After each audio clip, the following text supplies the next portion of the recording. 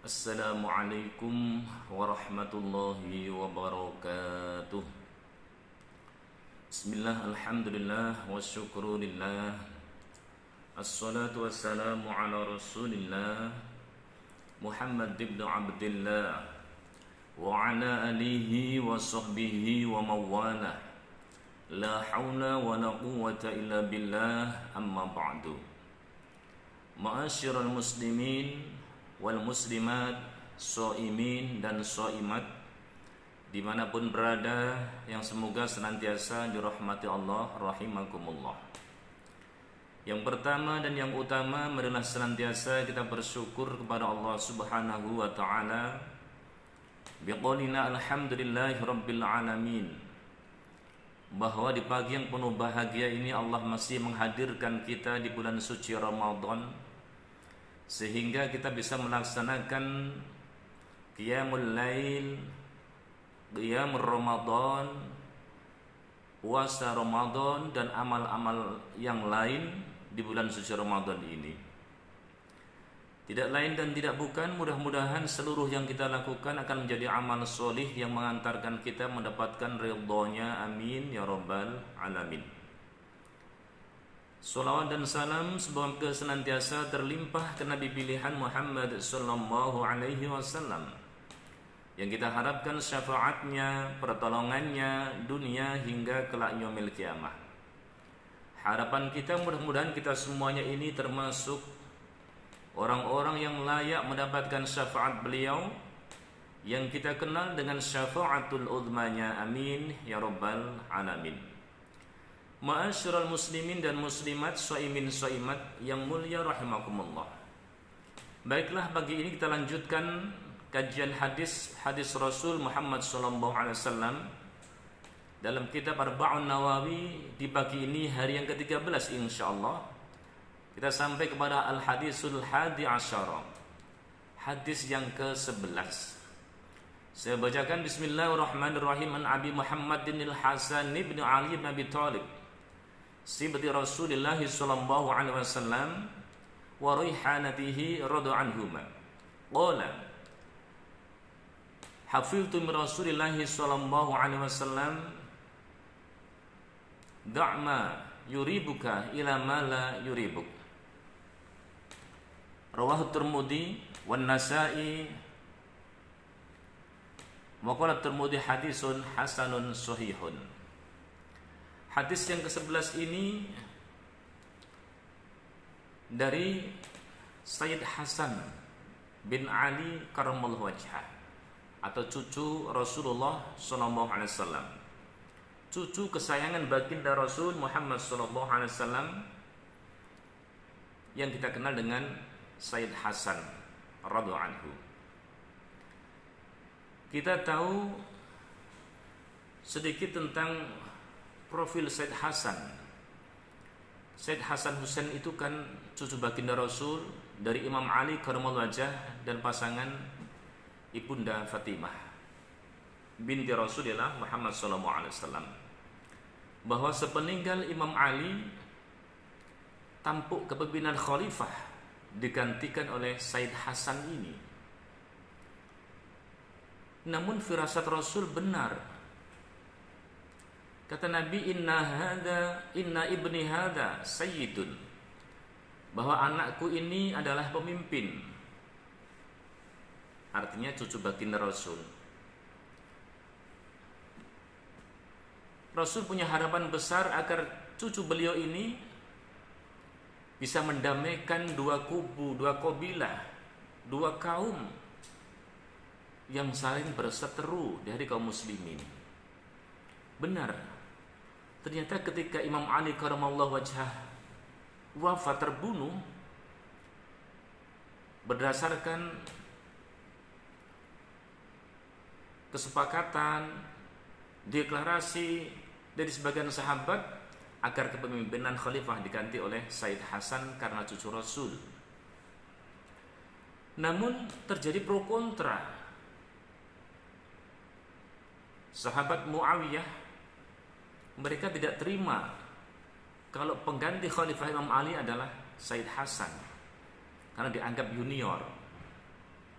sehingga akan terjadi peperangan yang besar antara kaum muslimin, antara pro Imam Ali dan pro Muawiyah, di mana Muawiyah saat itu adalah sebagai gubernur.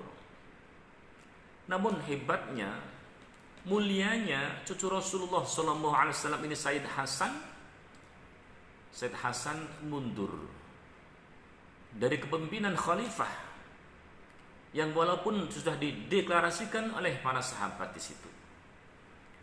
Mundurnya Imam Hasan atau Sayyid Hasan ini bukan apa-apa, bukan karena takut peperangan, takut menghadapi musuh Muawiyah, tidak. Tapi akhlak beliau yang luar biasa, mengalah dari jabatan dalam rangka untuk keselamatan umat. Ini yang langka. Sayyid Hasan mundur dari khalifah tidak lama, cuma 6 bulan kira-kira, dalam rangka supaya dua kubu umat Islam yang ada di belakang Imam Ali dan belakang Muawiyah ini tidak perang. Betul, beliau mengundurkan diri Sayyid Hasan ini dari khalifah. Akhirnya peperangan bisa diredam. Artinya umat Islam antara pendukung Imam Ali dengan pendukung Muawiyah tidak jadi berkecamuk. Kenapa? Karena Hasan bin Ali karramallahu wajhah ini mengundurkan diri dari khalifah. Jadi memegang khalifah tidak lama, cuma kurang lebih 6 bulan. Kira-kira genaplah 30 tahun masa Khulafaur Rasyidin ini.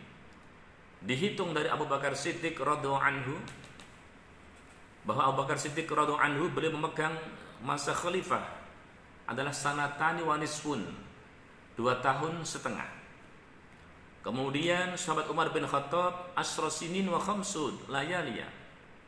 Umar bin Khattab memegang masa khalifah 10 tahun dan 5 malam. Sedangkan sahabat Utsman bin Affan radhiyallahu anhu memegang masa khalifah isna asyara sanah ila isna asyara yauman. Khalifah Utsman bin Affan memegang masa khalifah ini selama 12 tahun kurang 12 hari. Kemudian Imam Ali karramallahu wajhah memegang masa khalifah selama khamsa sinin, 5 tahun. Imam Ali wafat digantikan masa khalifah ini oleh putra beliau Sayyid Hasan selama berapa? Sittata asyhurin illa ayyaman takmilata salasina sanah. Imam Hasan memegang masa khalifah ini selama 6 bulan, kurang lebih 6 bulan. Sehingga dihitung masa Khulafaur Rasyidin ini, kata Nabi, kurang lebih 30 tahun. Itu masa khalifah. Sedangkan setelah wafat, setelah Imam Hasan mundur diri, diganti Muawiyah, ini sudah bukan merupakan Khulafaur Rasyidin lagi. Ini sudah bukan masa khalifah. Bahkan dalam sejarah kalau kita cermati, ketika Muawiyah memegang campuk kekuasaan tidak kurang 20 tahun, kemudian digantikan oleh anak beliau Yazid, ini sudah tidak berbentuk khalifah lagi, Khulafaur Rasyidin lagi. Ini sudah berbentuk kerajaan, monarki.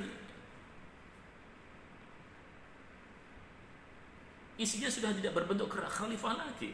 Jadi khalifah itu adalah kurang lebih selama 30 tahun, kata Rasulullah SAW. Setelahnya bukan khalifah lagi. Maka tidak ada alasan yang tepat kalau ada umat Islam yang ingin mendirikan khilafah di Indonesia. Karena khilafah itu kan bukan satu agama.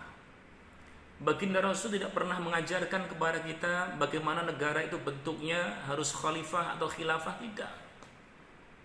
Di Al-Quran memang ada kata-kata khalifah, bukan khilafah, beda. Khalifah dengan khilafah beda. Kalau masa Abu Bakar sampai Imam Hasan, Sayyid Hasan itu namanya khilafah.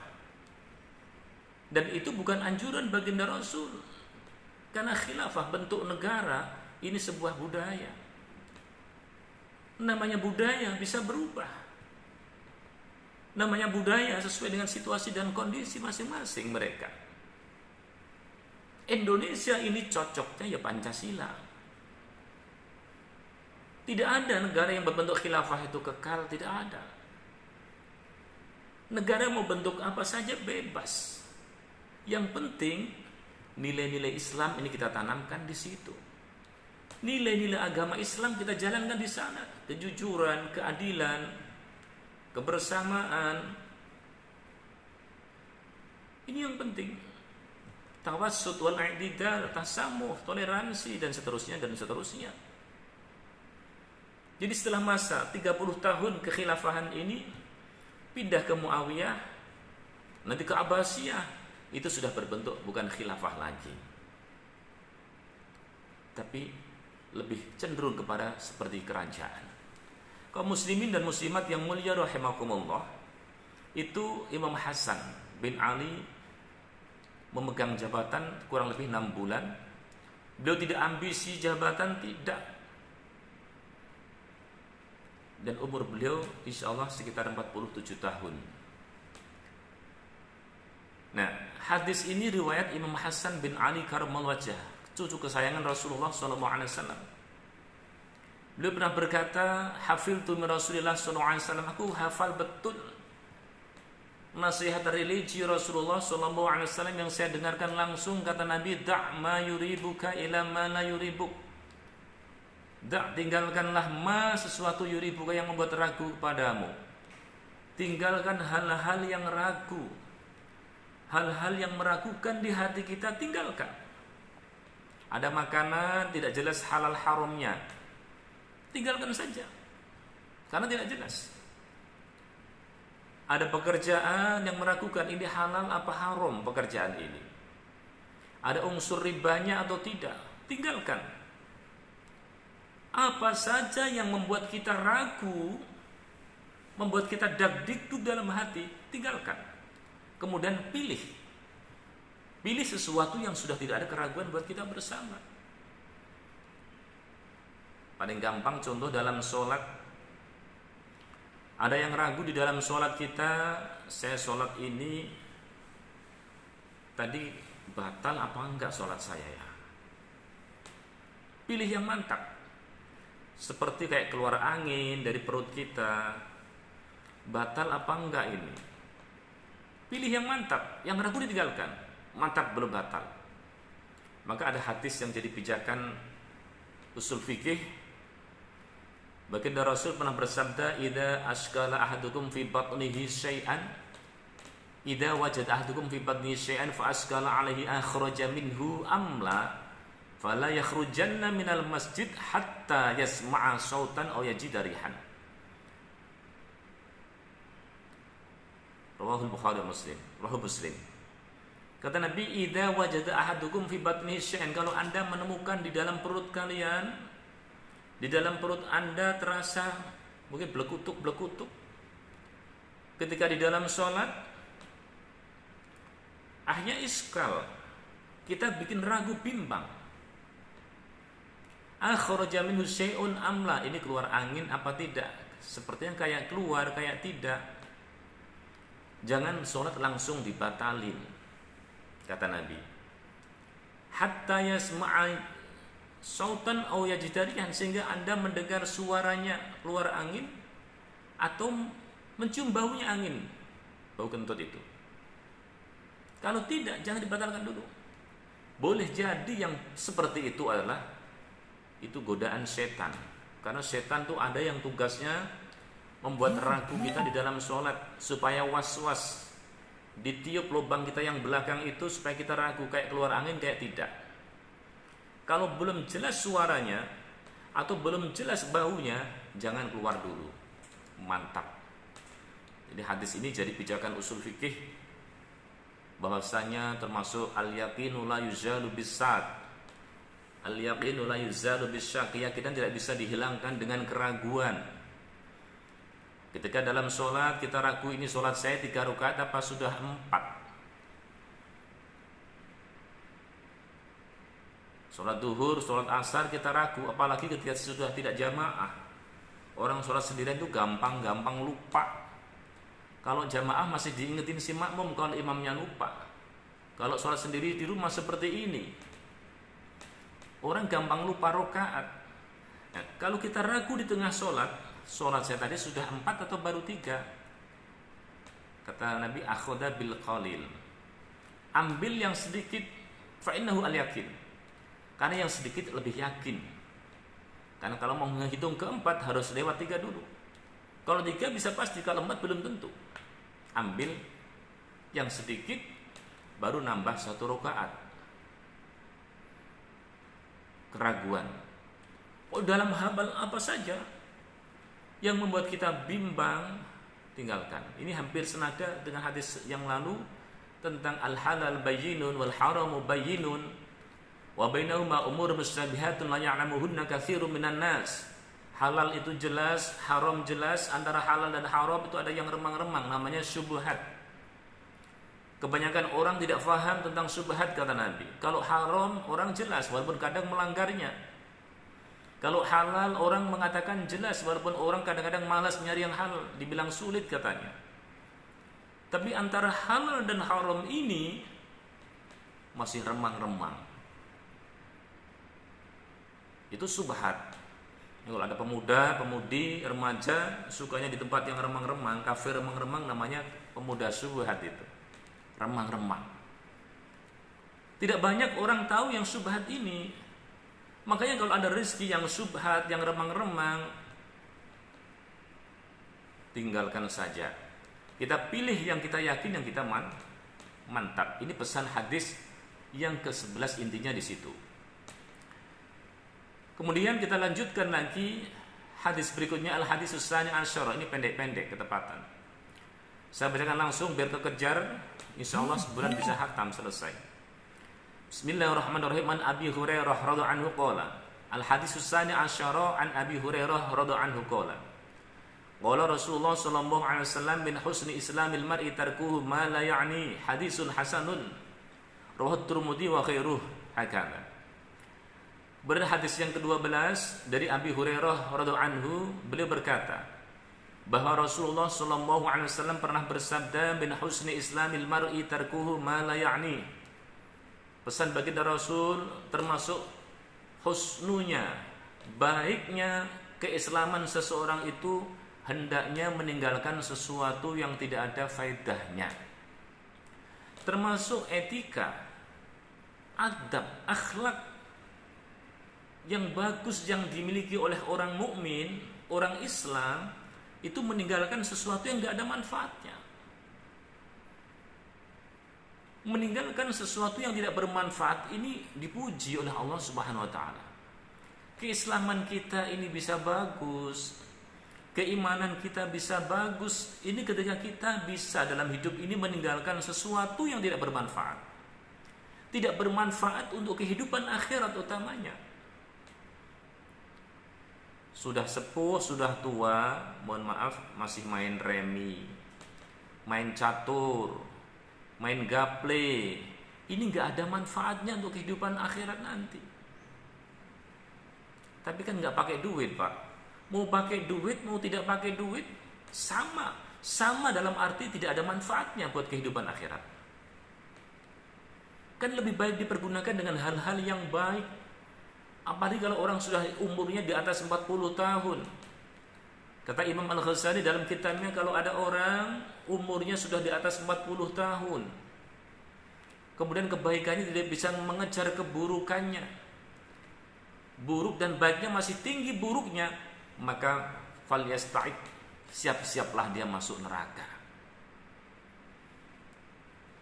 Ini mestinya kalau orang sudah di atas umur 40 tahun harus banyak makin sujud, makin dekat dengan agama, makin rajin ibadah.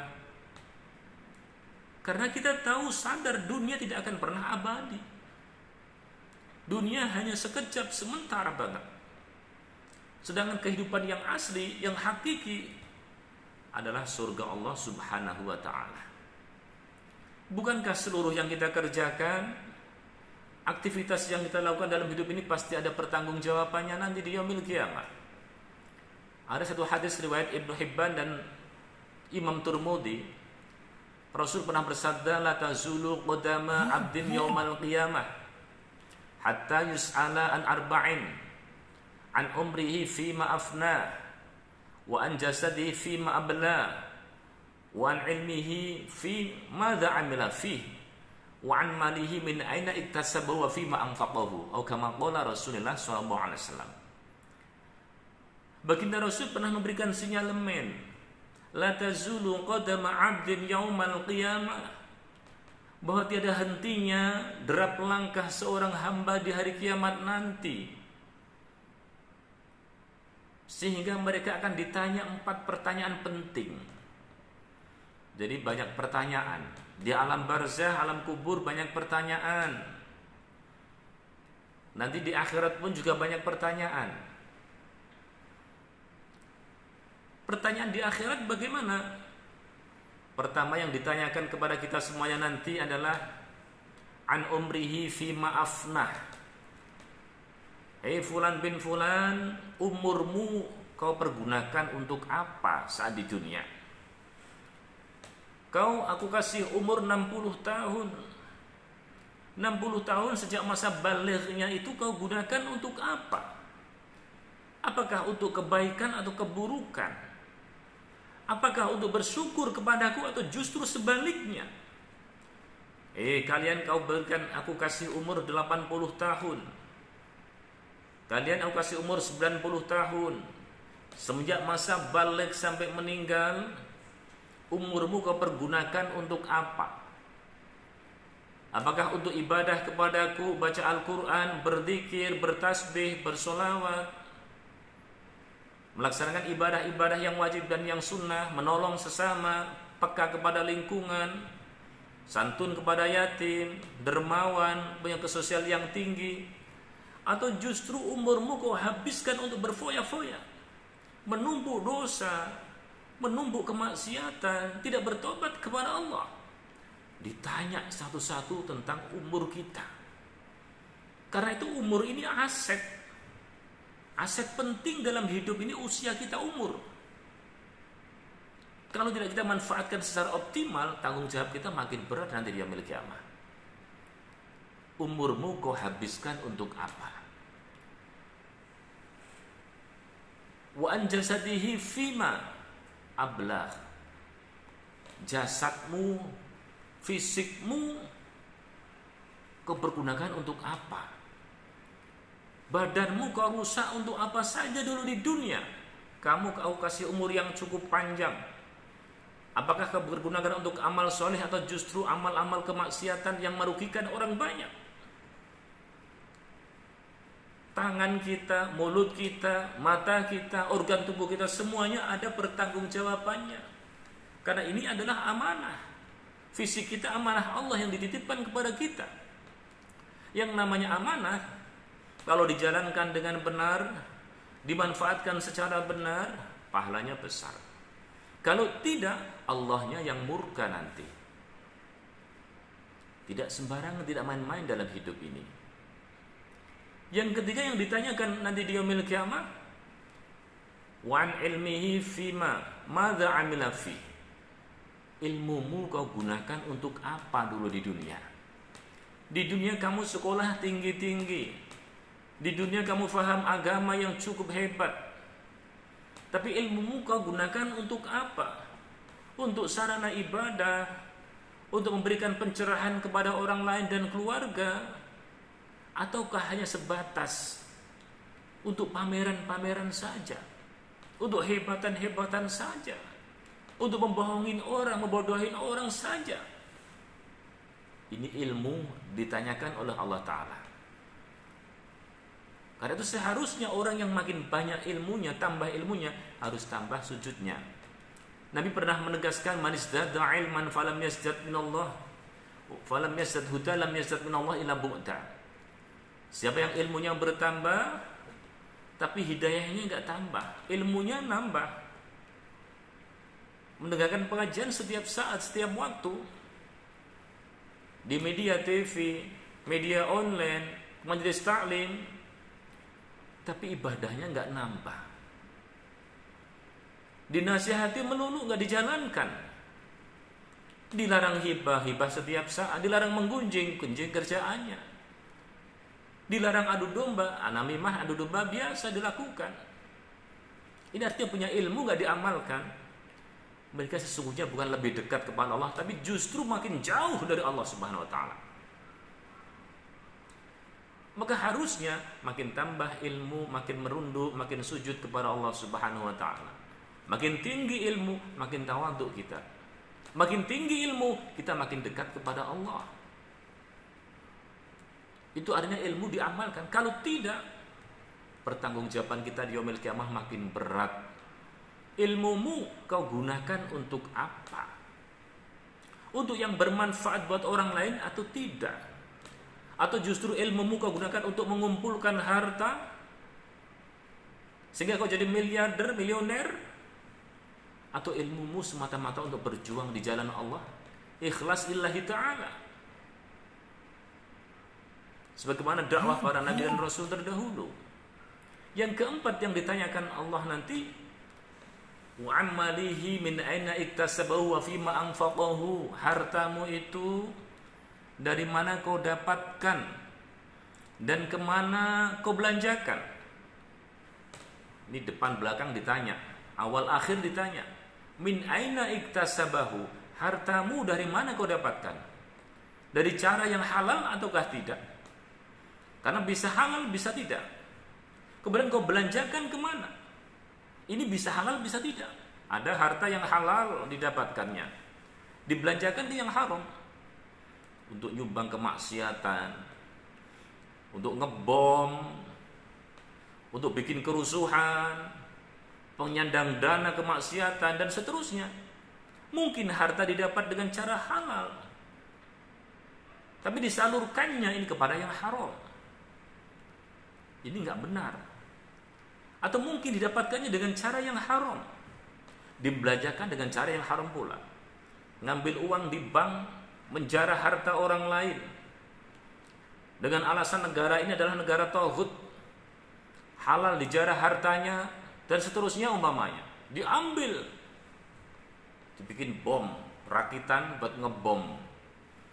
Caranya pengambilan harta didapatkan dengan cara haram, dipergunakannya ke yang haram pula, depan belakang haram. Ini lebih berbahaya. Lalu yang bagus bagaimana? Mendapatkan harta itu dengan cara yang halal, kemudian dibelanjakan dengan cara yang halal pula. Bekerja keras, peras keringat, banting tulang, pagi berangkat ke kantor, sore pulang, pagi berangkat ke pasar, sore pulang, dan seterusnya. Hasil yang didapat itu disyukuri betul dalam rangka menghidupi keluarganya. Masih ada lebihan dibuat sedekah, menolong sesama, menghidupkan majelis ta'lim, membantu masjid, pesantren, dan lain sebagainya. Dengan ikhlasnya dia kerjakan. Oh, ini keluarnya didapatnya dengan cara yang halal, disalurkan kepada yang halal pula. Ini yang paling enak. Makanya alangkah bersyukur buat orang-orang kaya itu yang dia mendapatkan harta dari cara yang halal, dibelanjakan pula dengan cara yang halal. Juga bersyukur buat orang-orang yang miskin, yang dia nyari harta, yang dia dapat walaupun sedikit tapi dengan cara yang halal, dipergunakannya pun dengan cara yang halal. Nanti hisapnya paling enak. Yang apa yang orang miskin memang dihisap apanya? Hartanya nggak ada harta. Jadi semuanya harus disyukuri. Kaya pandai bersyukur, miskin juga sabar. Karena dunia ini sangat singkat, tidak lama. Yang abadi adalah di yaumil qiyamah, nanti di akhirat, yaitu surga Allah Subhanahu wa ta'ala. Karena itu kembali lagi, ada pertanggungjawaban 4 ini yang harus kita persiapkan dari sekarang. Umurmu kau habiskan untuk apa? Badanmu, fisikmu kau pergunakan untuk apa? Ilmumu kau gunakan untuk apa? Dan hartamu dari mana kau dapatkan dan kemana kau belanjakan? Ini harus kita persiapkan dari sedini mungkin, sehingga kita punya pertanggungjawaban yang mudah nanti di yaumil qiyamah di hadapan Allah Subhanahu wa ta'ala. Kembali kepada hadis tadi, min husni islamil mar'i tarkuhu ma la ya'ni, bahwa termasuk bagusnya Islam kita ketika kita bisa meninggalkan hal-hal yang tidak bermanfaat. Karena itu kita gak boleh sibuk dalam urusan yang tidak berguna. Ada kaidah usul fikih Al-istighal bi ghairil maksud i'radun 'anil maksud. Kita sibuk dengan sesuatu yang bukan tujuan kita. Itu artinya kita sedang berpaling dari tujuan aslinya. Kita kan tujuannya dalam rangka mencari surga Allah Ta'ala. Tapi sekarang kita gak sibuk untuk mencari surga Allah. Kita justru sibuk mencari jalan menuju neraka. Ini sama dengan kita sedang berpaling dari surga Allah Subhanahu wa Ta'ala. Na'udzubillah, summa na'udzubillah. Karena itu mari kita pandai-pandai dalam hidup ini menggunakan waktu, menggunakan usia kita. Jangan sampai ada umur-umur yang terbuang sia-sia. Jangan sampai ada waktu yang kita gunakan untuk hal-hal yang tidak bermanfaat untuk kehidupan kita di yaumil qiyamah. Orang yang cerdas, yang cerdik adalah, kata Nabi, orang yang bisa menekan hawa nafsu, mempersiapkan bekal menuju Allah Subhanahu wa Ta'ala. Al-Qayyis man dana nafsahu wa amila lima ba'dal maut. Orang cerdas itu orang yang senantiasa bisa mengalahkan hawa nafsunya, merundukkan hawa nafsunya, menundukkan hawa nafsunya, wa amila lima ba'dal maut. Dia siap beramal solih untuk bekal kehidupan setelah dia meninggal dunia. Harapan kita mudah-mudahan Allah senantiasa memberikan ma'unah, pertolongan kepada kita bersama, anak cucu kita bersama, sehingga kita benar-benar bisa memanfaatkan momen kehidupan ini sebagai bekal untuk menuju negeri akhirat, sehingga kita siap amal yang solih. Dan selalu kita berdoa kaum muslimin dimanapun saja berada, mudah-mudahan wabah pandemi corona ini segera Allah tarik dari peredaran, sehingga kita diselamatkan, bangsa kita diselamatkan dari wabah-wabah seperti itu, sehingga kita bisa optimal ibadah kepada Allah Subhanahu wa Ta'ala. Demikian yang dapat saya sampaikan. Mohon maaf atas segala kekurangan. Subhanakallah wa bihamdik, asyhadu an la ilaha illa anta, astaghfiruka wa atubu ilaik. Al-'afwu minkum. Wassalamu alaikum warahmatullahi wabarakatuh.